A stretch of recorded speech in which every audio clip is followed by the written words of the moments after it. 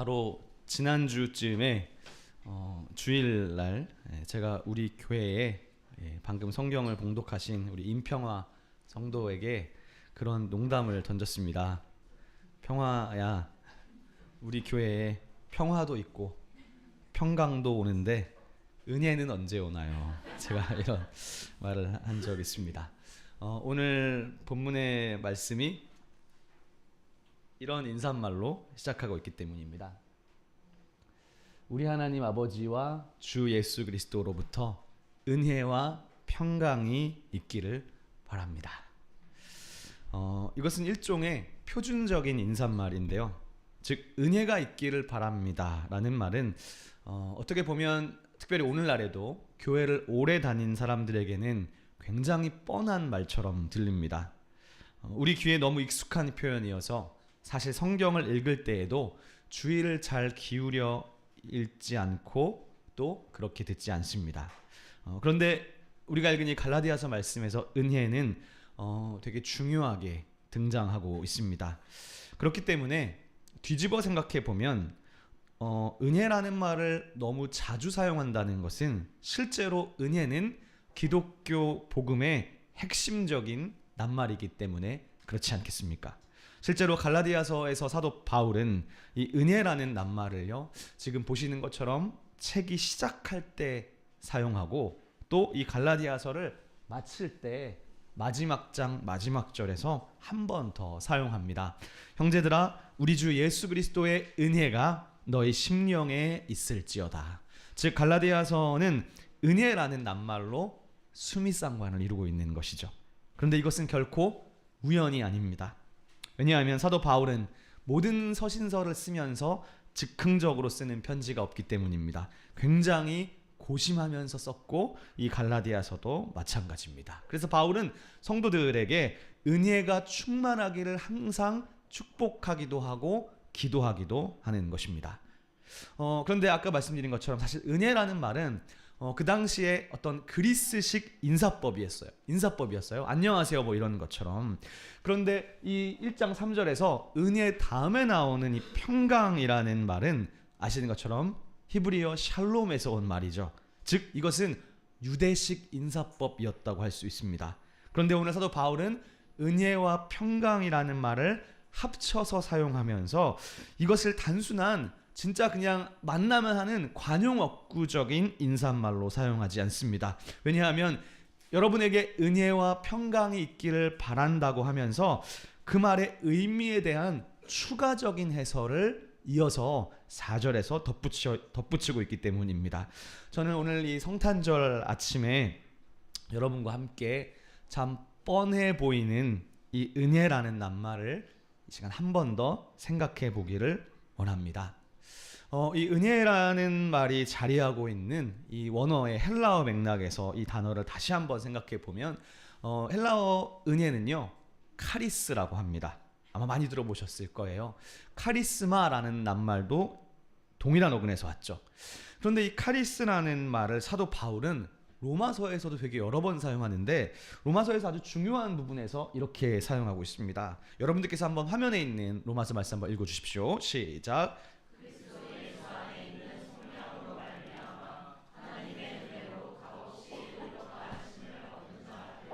아멘. 이 표현을 잘 생각해 보시면 지금 제가 형광펜으로 색칠해 놨지만 은혜라는 말과 값없이라는 말이 일종의 평행어구처럼 쓰이고 있다는 것을 알 수 있습니다. 그러니까 은혜, 즉 카리스의 문맥적인 정의가 뭐냐? 값없이 대가 없이 주어진다는 특징을 지니고 있다는 겁니다. 그런 점에서 은혜로 구원을 얻었다는 이 말은 내가 구원받음이 대가 없이, 다른 말로 하면 나의 행위에 의지하지 않고 내가 어떤 행위를 해서 구원을 얻는 것이 아니라 값없이 대가 없이 받는 것, 그것이 은혜로 얻은 구원이라는 의미인 것입니다. 그런데 이 로마 3장 24절의 이 값없이라는 이 표현은요, 이것도 헬라 성경에서 보면 본래 이런 의미입니다.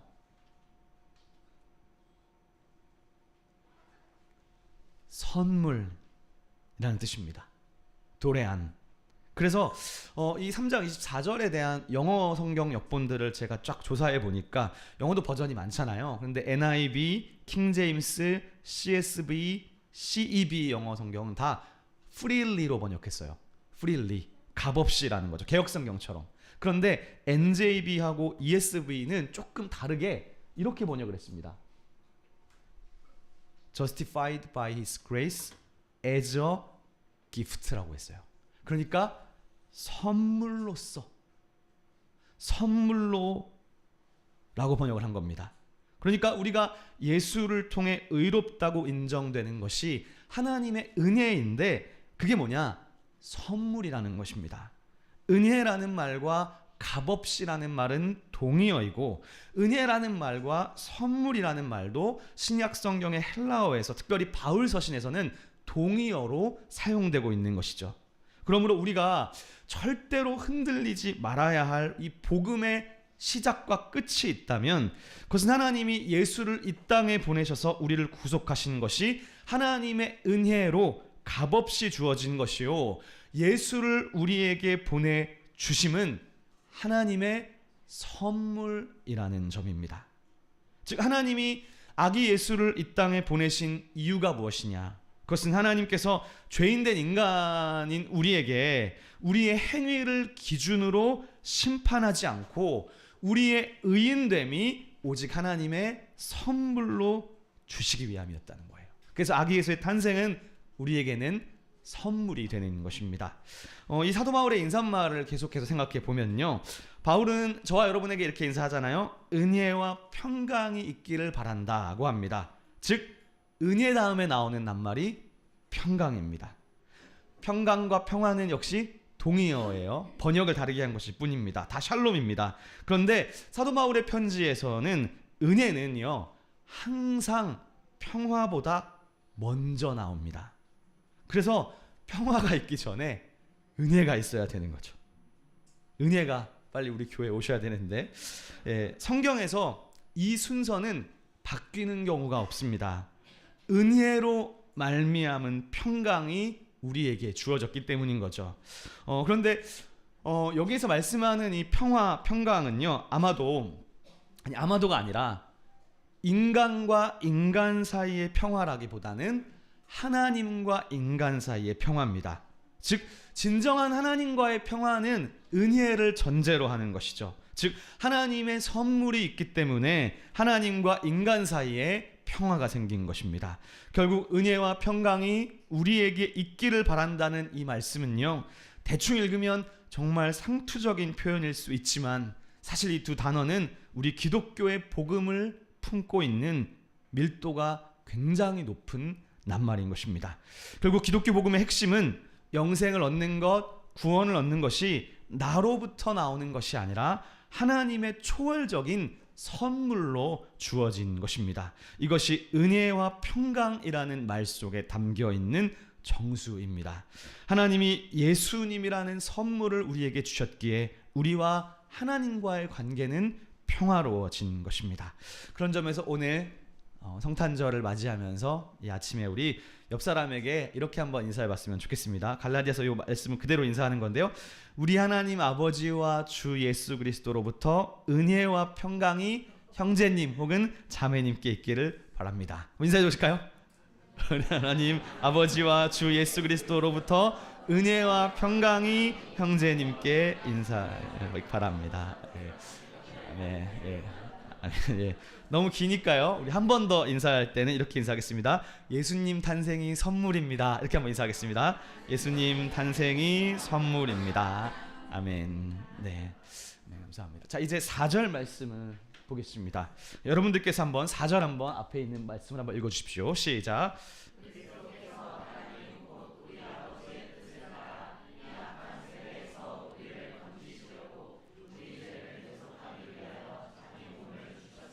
아멘. 성경책은 굉장히 두껍지만 한마디로 표현했을 때 예수께서 성탄하신 이유가 무엇이냐? 하나님이 그 아들 예수를 이 땅에 탄생시키신 이유는 한마디로 성경의 이야기를 한마디로 압축하면 바로 여기 나타나고 있죠. 우리 죄를 대속하시기 위함입니다. 그런데 오늘 사도 바울이 예수님에 대해서 표현하는 이 말이 굉장히 독특하죠. 그 중에 이 동사, 제가 보라색으로 칠한 동사가 흥미롭습니다. 왜냐하면 사도 바울은 우리 죄를 위해서 그 자신을 어떻게 하셨느냐? 주셨다고 말하고 있기 때문입니다. 역시 이것이 그냥 지나가면서 읽을 수 있는 표현이지만 성경을 많이 읽으면 읽을수록 성경의 언어에 대한 감수성이 생길 수밖에 없잖아요. 왜냐하면 성경은 보통 예수님이 우리 죄를 위해 십자가에 달려 죽으셨다고 표현하지 주셨다는 말을 잘 사용하지 않기 때문입니다. 즉 이 표현은 굉장히 독특한 것이죠. 우리의 죄를 위해 십자가에 죽으셨다 하지 않고 주셨다라고 했기 때문입니다. 여기서 이 줬다는 게 디도미라는 말이거든요. 그런데 여러분 제가 지금 이 얘기하는 거를 지금 기억하고 계실지 모르겠어요. 에바컨에서 이 얘기를 했었는데 이 디도미를 어근으로 하는 표현이 갈라디아서에서 한 번 더 나옵니다. 그게 2장 20절에 있는데요. 아주 유명한 이 말씀입니다. 제가 읽어볼게요. 내가 그리스도와 함께 십자가에 못 박혔나니 그런즉 이제는 내가 사는 것이 아니요 오직 내 안에 그리스도께서 사시는 것이라. 이제 내가 육체 가운데 사는 것은 나를 사랑하사 나를 위하여 자기 자신을 버리신 하나님의 아들을 믿는 믿음 안에 사는 것이다. 여기서 이 버리셨다고 번역된 이 표현이 파라디도미라는 단어입니다. 즉 1장 4절에서 똑같이 자기 자신을 주었다, 기부했다는 표현을 더 반복하는 거죠. 즉 개역성경은 자기 자신을 마치 버린 것처럼 번역을 했지만 사실은 우리를 위해 내어 주셨다는 것입니다. 바울은 갈라디아서 1, 2장에서 예수님이 우리 죄를 위해 십자가에 죽으셨다고 표현하기 전에 먼저 자기 몸을 우리에게 주셨다라고 표현하는 것입니다. 왜 주셨다고 표현했을까? 앞에서 봤던 이 낱말들, 은혜라는 말, 선물이라는 말, 값없이라는 말, 이 세 개의 단어를 연결시킬 수 있는 동사가 바로 준다라는 말이기 때문입니다. 즉 오늘 바울은 예수님의 탄생 그리스도 사건을 무엇으로 설명하느냐? 주셨다는 거예요. 즉 선물로 주셨다고 우리에게 말씀하는 것입니다. 즉 하나님의 은혜인 예수 그리스도 사건은 하나님이 모든 인간에게 허락하신 선물입니다. 그러므로 이 선물이라는 말에서 결국 부각되는 것은 바로 값없이라는 말인 거예요. 즉 우리의 의롭게 됨은 어떤 율법의 행위로 되는 것이 아니라 오직 그리스도 사건인데 그것은 우리에게 선물로 하나님이 주신 것입니다. 그래서 사도 바울은 이 갈라디아서 2장 20절인 다음 절 21절에서 이렇게 다시 한 번 더 말씀하고 있어요. 나는 하나님의 선물을 무효화하지 않는다. 만약 의로움이 율법을 통해서 오는 것이라면 그리스도께서 헛되이 죽으셨다. 즉 예수님의 탄생, 삶, 십자가, 죽음은 우리를 의롭게 만들고 우리로 하여금 구원에 이르게 만들었는데 이 모든 것이 하나님의 선물이라는 것입니다. 바울 서신이 줄기차게 강조하는 것이 바로 이 선물에 대한 개념입니다.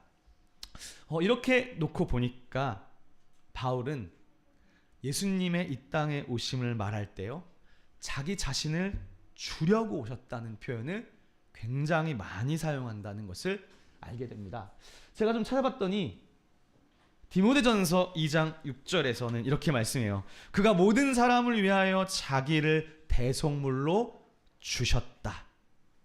디도서 2장도요. 그가 우리를 대신하여 자기 자신을 주심은 모든 불법에서 우리를 속량하시고 우리를 깨끗하게 하사 선한 일을 열심히 하는 자기 백성이 되게 하려 하심이라. 즉 주신다는 말을 사도 바울은 많이 사용하고 있다는 것을 알게 됩니다. 그러므로 여러분, 우리가 예수님을 믿으면서 결코 놓쳐서는 안 될 개념이 바로 이거예요. 그리스도 사건은 선물로 주어졌다는 것입니다. 이 하나님의 선물은 단순한 어떤 물건이 아니라 자신의 아들을 내어주신 사건입니다. 이 선물은 일반적인 선물과는 다른 하나님이 우리에게 주실 수 있는 최고의 선물입니다. 그리고 이것은 그 어떤 인간도 줄 수 없는 선물입니다. 하나님 자신을 우리에게 선물로 내어주셨기 때문입니다. 그리고 이 선물은요, 목적이 있는 선물입니다. 선물을 주신 목적은 우리의 죄를 해결하기 위함입니다. 그러므로 그리스도께서 자기 자신을 넘겨주신 그 행위는 헤아릴 수 없을 만큼 값진 하나님의 선물이고, 그래서 무효화될 수도 없고 무효화해서도 안 됩니다. 우리가 누군가에게 선물을 주었으면 그 선물을 다시 빼앗아가지 않듯이 이 그리스도 사건이 선물이라는 것은요, 애초에 우리가 의롭게 됨이 어떤 율법의 행위로 인한 것이 아니었음을 딱 강조하는 것이고, 그리고 주신 선물, 내가 받은 이 선물이 다시 빼앗기거나 무효화되지도 않을 것임을 바로 이 선물이라는 개념을 통해 우리는 알 수 있는 것입니다. 하나님의 선물은 무효화될 수 없습니다. 그래서 사도 바울은 갈라디아서 전체에서 이 사람들이, 율법주의자들이 이 그리스도 사건을 다시 무효화하려는 것에 강한 반대의 마음을 품고, 그래서 안 된다는 마음을 품고, 그렇게 무효화시키는 순간 예수 그리스도의 죽음은 헛된 것이 되는 것이라고 강조하고 있는 것입니다. 사랑하는 시온의 성도 여러분, 오늘 성탄을 맞이하면서 우리는 다 예수님이라는 선물을 받았습니다. 그리고 거저 값없이 받았습니다. 그래서 바울은 오늘 이 인사말을 어떻게 끝내느냐, 여러분이 가지신 성경 4절의 뒷부분을 보십시오. 4절 뒷부분에 이렇게 끝내고 있어요. 우리 죄를 대속하기 위하여 자기 몸을 주셨으니 영광이 그에게 세세토록 있을지어다. 아멘.